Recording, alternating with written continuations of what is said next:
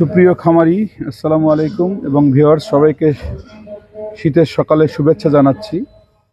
আমরা বারবার ব্যর্থ হচ্ছি বলে যে লাম্পি স্কিন ডিজিজ আপনারা জানেন, এটা সিম্পল একটা রোগ যেটা গায়ে ফোসকা হয়, পা ফুলে যাচ্ছে, ঘা হয় এবং এই রোগটাকে ট্রিটমেন্টে নিতে বা ভালো করতে বহুত সময় লাগে, অনেক কষ্ট হয়। কিন্তু আমরা এত বুঝাচ্ছি মানুষকে যে একটা ভ্যাকসিন প্রয়োগ করবেন, এখানে একটা মানুষের কেন জানি এটা উদাসীনতা এবং এটা অবহেলা, এরকম একটা প্রেক্ষাপটে এই বাছুরটা দেখেন, কত সুন্দর একটা বাছুর।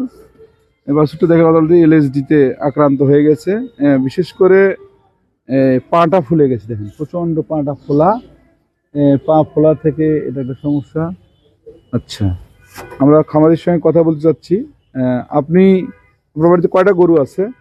আমার বাড়িতে বর্তমানে এই একটা গাভী আর একটা বাছুরই আছে। আচ্ছা, আপনি কি রোগটার নাম শোনেন নাই? যে নাম লাম্পি রোগ শুনছি তো স্যার। অনেক আগে থেকেই তো হচ্ছে। হ্যাঁ, অনেক আগে থেকে আমরা হচ্ছে। বিভিন্ন ভাবেই লিফলেট, প্রচারণা, টেলিভিশন, বিভিন্ন জায়গাতে হচ্ছে। হ্যাঁ, আপনি যদি ভ্যাকসিনটা দিতেন তাহলে কি এরকম সমস্যা হতো? ভ্যাকসিন তো আমি এর আগেও কোনোদিন দেইনি স্যার, আর এবারও দেইনি। কেন দেন নাই? আপনি এটা দিচ্ছেন না কেন? দিচ্ছি না কেন মানে ওইভাবে সহজলভ্য হয়তো পাওয়া যাচ্ছে না, একটার জন্য হচ্ছে না, এরকমও একটা পরিস্থিতি।